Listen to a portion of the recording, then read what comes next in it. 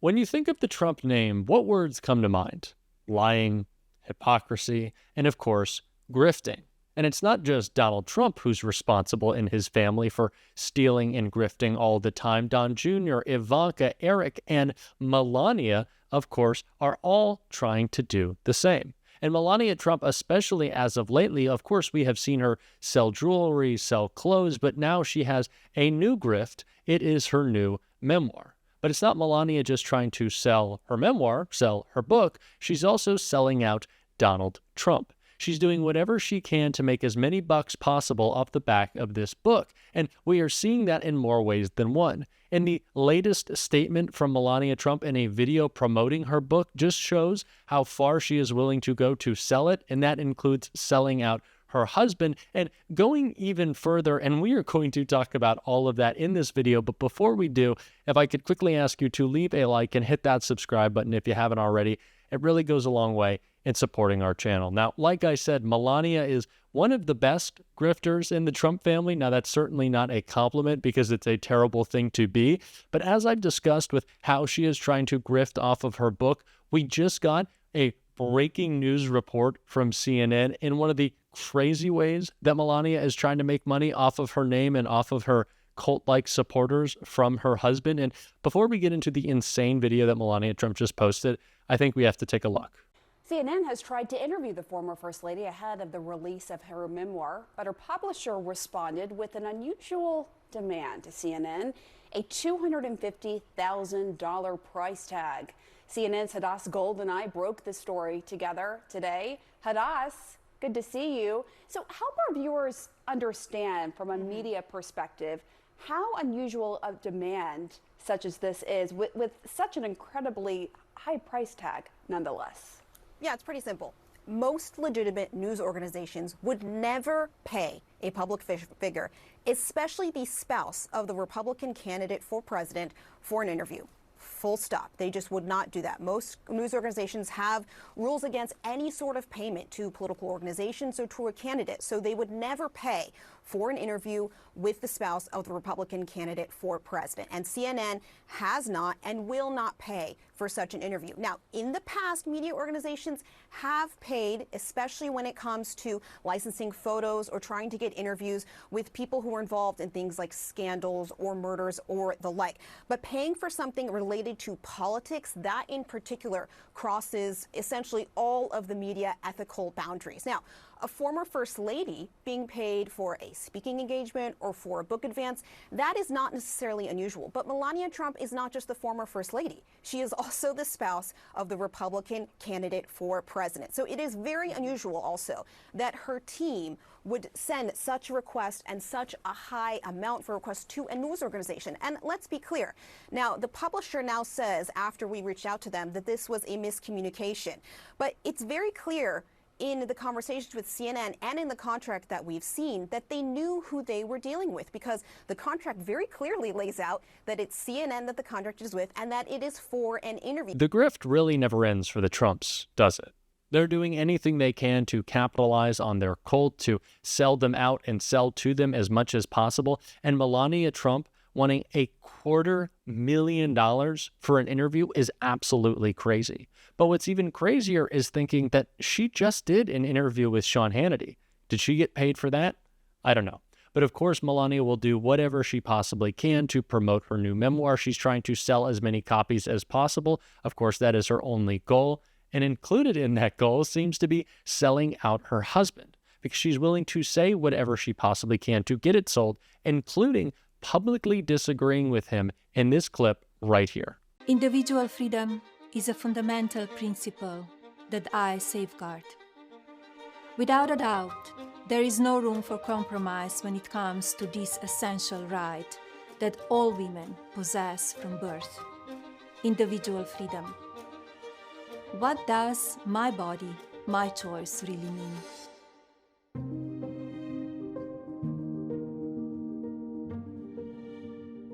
Now, we have been reporting on this breaking news story for a while on this channel over the past couple of hours and last night, how a recently obtained copy of Melania Trump's memoir from The Guardian, they discovered that there are several passages in which Melania breaks with her husband on the ever so important issue of women's reproductive freedom, including this right here. Melania Trump passionately defends abortion rights in upcoming memoir. Exclusive. I have carried this belief with me throughout my entire adult life, former First Lady writes in memoir.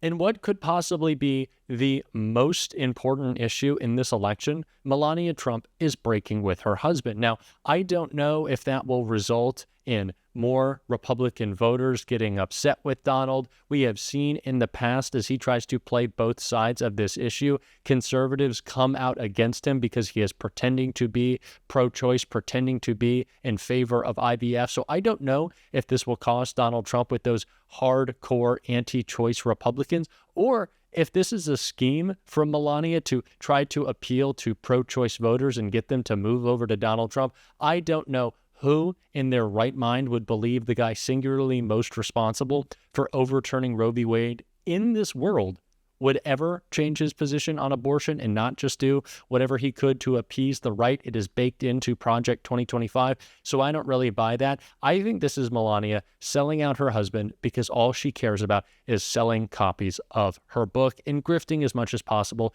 in this last little bit of time that she has. But these are not the only spousal issues on this Republican ticket. The Lincoln Project put together a great ad about how J.D. Vance, a guy who would sell out anyone to improve his chances of reaching his ambitions, is also having issues. And I want to check that out right here. What is wrong with J.D. Vance?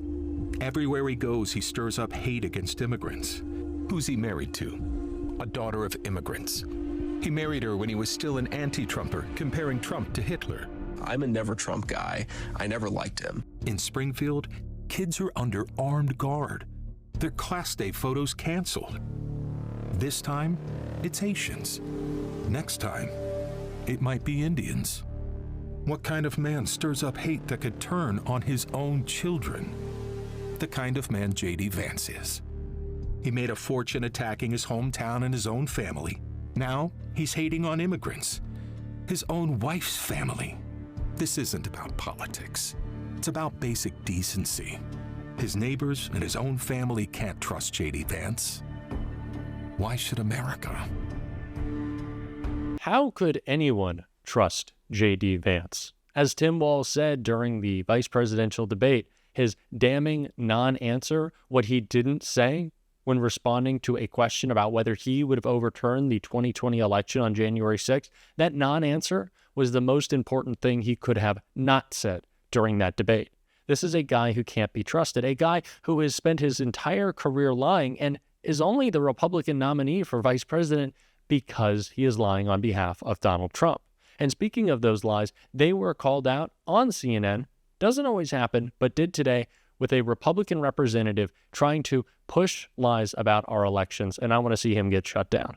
Trump had his concerns. Well, he pursued them in court, but he left before January 20th on his own accord. So to say otherwise, but he also pressured or his vice president to overturn the will of the voters, and he pressured his vice president and state to officials take a view of a very vague law that has since been that the Congress since stepped in and clarified.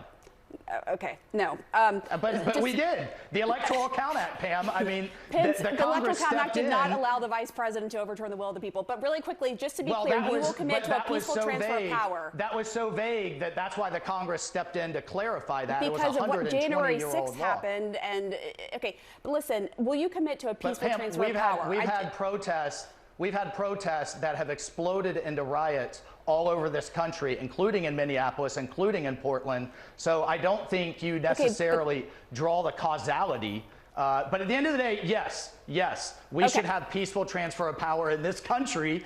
Absolutely. And you will certify the results if every state certifies the results.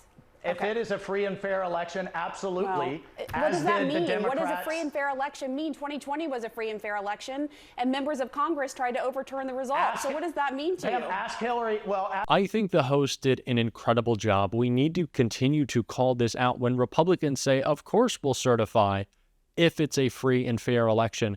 Ask them what that means, because 2020 was a free and fair election and Republicans didn't vote to certify. We have learned more in this unsealed indictment, evidence from Jack Smith that Donald Trump, of course, was acting as a private citizen with many co-conspirators, Republican members of Congress for sure, in an attempt to overthrow our democracy. So ask them what that means. Push back against their lies. Push back on their attacks, not only on the 2020 election, but trying to scare us, trying to sow distrust in the 2024 election.